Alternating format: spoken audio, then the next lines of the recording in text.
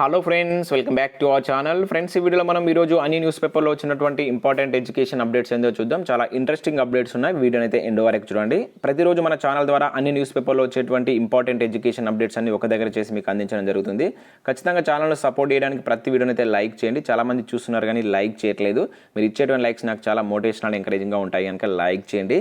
So ఇది ఎవరికైతే use ఉంటుందో వారికైతే షేర్ చేయండి. అండ్ ఛానల్ ఇంకెవరైనా సబ్స్క్రైబ్ చేసుకోకుండా చూస్తున్నట్లయితే సబ్స్క్రైబ్ చేసుకొని చూడండి. చాలా మంది అన్సబ్స్క్రైబ్ చేసుకొని చూస్తున్నారు. మీరు సబ్స్క్రైబ్ చేసుకొని చూడడం వల్ల మన ఛానల్ నుంచి మంచి అప్డేట్స్ అంతాయి. మన ఛానల్కి సంబంధించినటువంటి టెలిగ్రామ్ గ్రూప్ అనేది కింద డిస్క్రిప్షన్లో ఉంటుంది, జాయిన్ కండి. డైలీ దాంట్లో జాబ్ అప్డేట్స్, అదేవిధంగా కరెంట్ అఫైర్స్ సంబంధించినటువంటి ఫ్రీ ఆన్లైన్ టెస్ట్ లింక్స్ అని షేర్ చేస్తున్నాను. మీకు చాలా యూజ్ ఉంటుంది. ఆ గ్రూప్లో అయితే కంపల్సరీ జాయిన్ కండి.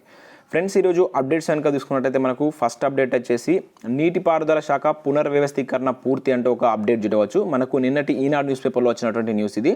నిన్నటి ఎడ్యుకేషన్ అప్డేట్లోనే అయితే కవర్ చేయలేదు. ఇప్పుడు దీని గురించి అయితే చూద్దాం.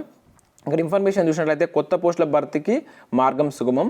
భారీ మధ్య తరహా చిన్న నీటిపారుదల శాఖల తెలంగాణ నీటిపారుదల అభివృద్ధి సంస్థలను ఒకే గొడుగు కిందకు తెస్తూ చేపట్టినటువంటి పునర్వ్యవస్థీకరణకు మంగళవారం రాష్ట్ర మంత్రి మండలి ఆమోదం తెలిపినట్టు ఇక్కడ న్యూస్ అయితే చూడవచ్చు. పలు శాఖలకు సంబంధించి ఒకే గొడుగు తీసుకొచ్చేందుకు నిన్నైతే మంగళవారం రోజు అయితే ఒక మీటింగ్ అయితే ఏర్పాటు చేశారు. సో దానిలో భాగంగా మంత్రి మండలి దానికి ఆమోదం తెలిపినట్టు ఇక్కడైతే ఓవరాల్గా అయితే న్యూస్ చూడవచ్చు. అయితే దీనిలో మనం చూసినట్లయితే కొత్త పోస్టులను కూడా మంజూరు చేసినట్లు ఇక్కడ చూడవచ్చు. కొత్తగా 945 అదనపు పోస్టులకు ప్రభుత్వం అనుమతి ఇచ్చినట్లు ఇక్కడ చూడవచ్చు. దీంతో అర్హులైనటువంటి ఇంజనీర్లకు పదోన్నతులు దక్కనున్నాయి.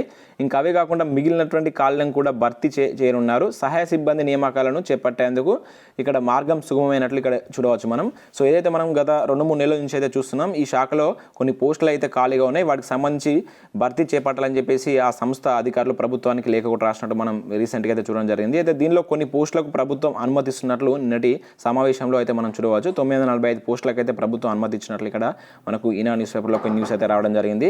అండ్ నెక్స్ట్ మరొక అప్డేట్ కనుక చూసుకుంటే ఖాళీల లెక్క తేల్చండి అంటూ ఒక అప్డేట్ అయితే చూడవచ్చు. సో ఇక్కడ ఇన్ఫర్మేషన్ కనుక చూసినట్లయితే వివిధ శాఖల్లో పోస్టులపై మంత్రి హరీష్ రావు ఆదేశం.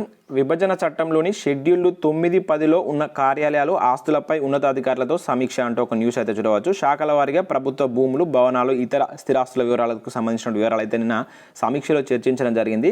రాష్ట్రంలో ఉన్నటువంటి వివిధ శాఖల్లో మంజూరైనటువంటి పోస్టులు, ఖాళీలు, అదేవిధంగా కాంట్రాక్ట్ అవుట్సోర్సింగ్ ఉద్యోగుల లెక్క తేల్చాలని చెప్పేసి ఆర్థిక శాఖ మంత్రి హరీష్ రావు అధికారులను ఆదేశించారు. రాష్ట్ర ముఖ్యమంత్రి కె చంద్రశేఖర్ రావు ఆదేశాల మేరకు నిన్న జరిగినటువంటి ఈ మీటింగ్లో హరీష్ రావు కావచ్చు, అదేవిధంగా ప్రభుత్వ సిఎస్ సోమేష్ కుమార్ గురువారం ఆర్కే భవన్లో ఒక మీటింగ్ అయితే ఏర్పాటు చేశారంట. దానిలో వివిధ శాఖల్లో ఉన్నటువంటి ఖాళీలకు సంబంధించి వీళ్ళు చర్చించడం జరిగింది. ఏదైతే మనకు విభజన చట్టంలో ఉన్నటువంటి షెడ్యూల్ 9-10లో ఉన్నటువంటి పోస్టుల వివరాల గురించి, దానిలో ఉన్నటువంటి ఖాళీలు కావచ్చు అండ్ వాటికి సంబంధించినటువంటి వివరాల గురించి వివరాలు ఇవ్వాలని చెప్పేసి ఆ శాఖ యొక్క అధికారులకు వీళ్ళు ఆదేశించినట్లు ఇక్కడ ఓవరాల్గా అయితే మనం న్యూస్ చూడవచ్చు.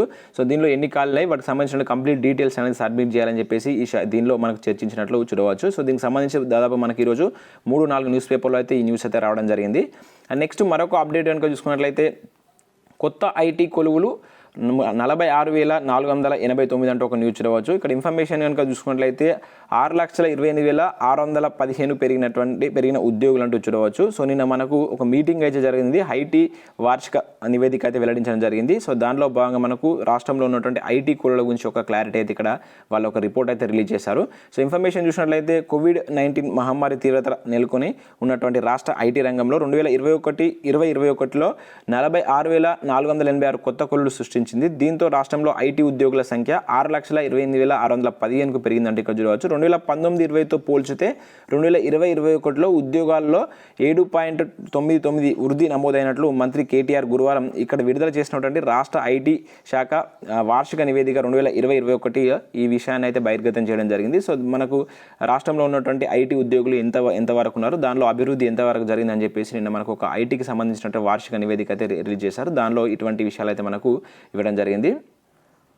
నెక్స్ట్ మరొక అప్డేట్ కనుక చూసుకున్నట్లయితే మనకు 16 నుంచి 10th ఇంటర్ ఆన్లైన్ క్లాస్ నుండి ఒక న్యూస్ చూడవచ్చు. రీసెంట్గా మనం నిన్న న్యూస్ పేపర్లో కూడా చూస్తాం. దీనికి సంబంధించి నిన్న సమీక్ష అయితే నిర్వహించడం జరిగింది.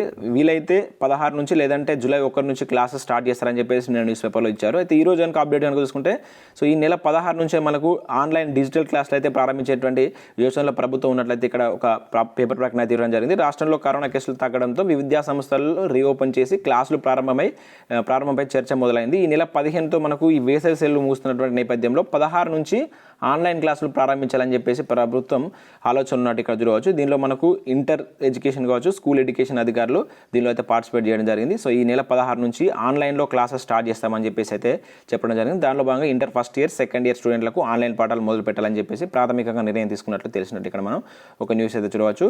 సో మరొక అప్డేట్ కనుక ఇక్కడ మనం చూసుకున్నట్లయితే ఓపెన్ 10th ఇంటర్ పరీక్షలు రద్దు అంటే ఒక న్యూస్ రావచ్చు. సో రాష్ట్రంలో ఓపెన్ స్కూల్ సొసైటీ పరిధిలో ఉన్నటువంటి 10th ఇంటర్ పరీక్షలు రద్దు కానున్నాయి. ఇప్పటికే రెగ్యులర్ 10th ఇంటర్ ఎగ్జామ్స్ అయితే రద్దు చేసిన విషయం మనకు తెలిసినదే.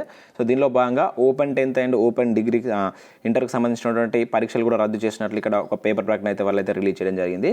అండ్ నెక్స్ట్ మరొక అప్డేట్ కనుక చూసుకుంటే మనకు వివిధ సెంట్రల్ గవర్నమెంట్ నోటిఫికేషన్ వివరాలు ఇక్కడ చూడవచ్చు. ఆంధ్రజ్యోతి న్యూస్ పేపర్లో వచ్చినటువంటి ఆర్టికల్ ఇది. మనం ఆల్రెడీ వీటన్నిటి గురించి అయితే చూసాం. ఎవరైనా చూడకుంటే మీరు ఆంధ్రజ్యోతి న్యూస్ పేపర్లో వీటికి సంబంధించి అయితే క్లియర్ ఇన్ఫర్మేషన్ ఇచ్చారు, ఒకసారి అయితే చూడండి.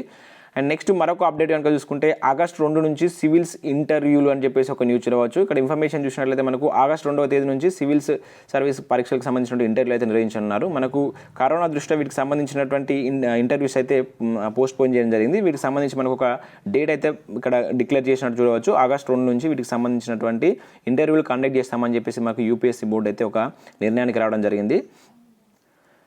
అండ్ నెక్స్ట్ మరొక అప్డేట్ కనుక చూసుకుంటే జూలైలోగా డిగ్రీ ప్రవేశాలు పూర్తి అంటే ఒక న్యూస్ రావచ్చు. షెడ్యూల్ విడుదలకు దోస్తు సన్నాహాలు. సో ఇంటర్ సెకండ్ ఇయర్ పరీక్షలను రద్దు చేస్తూ ప్రభుత్వం నిర్ణయం తీసుకోవడం జరిగింది. సో ఆల్రెడీ మనం నిన్న డిస్కస్ చేస్తాం. ఇంటర్ సెకండ్ ఇయర్ పరీక్షలపైన చాలా రకాల ప్రవేశ పరీక్షలు ఆధారపడి ఉంటాయని చెప్పేసి. సో దాంట్లో భాగంగా మనం చూసినట్లయితే వీటికి సంబంధించి మనకు డిగ్రీలో ప్రవేశాల కోసం దోస్తు నోటిఫికేషన్కి అయితే అప్లై చేసుకోవాల్సి ఉంటుంది. దీనికి సంబంధించినటువంటి విషయాల గురించి ఇక్కడ చూడవచ్చు. సో ఇక్కడ చూసినట్లయితే తెలంగాణ ఉన్నత విద్యా మండలి ఇక డిగ్రీ ప్రవేశాలపై దృష్టి సాధించింది. సాధ్యమైనంత త్వరగా డిగ్రీ ప్రవేశాలు పూర్తి చేయాలని చెప్పేసి భావిస్తుంది. ఏటా జూలైలో మనకు ఈ ప్రవేశాలకు సంబంధించిన ప్రక్రియ అనేటువంటిది పూర్తయి ఆగస్టులో తరగతులు అయితే ప్రారంభమవుతుంటాయి. గత ఏడాది ఇంటర్ ఫలితాల వెల్లడిలో జాప్యం జరగడం వల్ల ఫెయిల్ అయినటువంటి విద్యార్థులను పాస్ చేయాలని చెప్పేసి ప్రభుత్వం తర్వాత నిర్ణయం తీసుకోవడంతో దోస్తుకు సంబంధించినటువంటి ప్రక్రియ అనేటువంటి ఆలస్యమైంది. దీంతో సెమిస్టర్ ప్రణాళిక కూడా గాడి తప్పి ఈసారి జూలై మొదటి వారంలో దోస్తు నోటిఫికేషన్ జారీ చేయగా సో ఇది కొంత లేట్ అయిందంటూ చూడవచ్చు. సో దీనికి సంబంధించి ఈసారి ఆ ప్రక్రియ తొందరగా చేయాలని చెప్పేసి ప్రభుత్వం భావిస్తున్నట్టు ఇక్కడ ఓవర్గా చూడవచ్చు. అదేవిధంగా సెట్స్ అన్ని వాయిదా. సో ఎంసెట్ ఆగస్టులో అంటే ఒక న్యూస్ చూడవచ్చు. సో మనకు పలు ప్రవేశ పరీక్షలు వాయిదా వేసినట్టు మరొక అప్డేట్ ఇక్కడ చూడవచ్చు.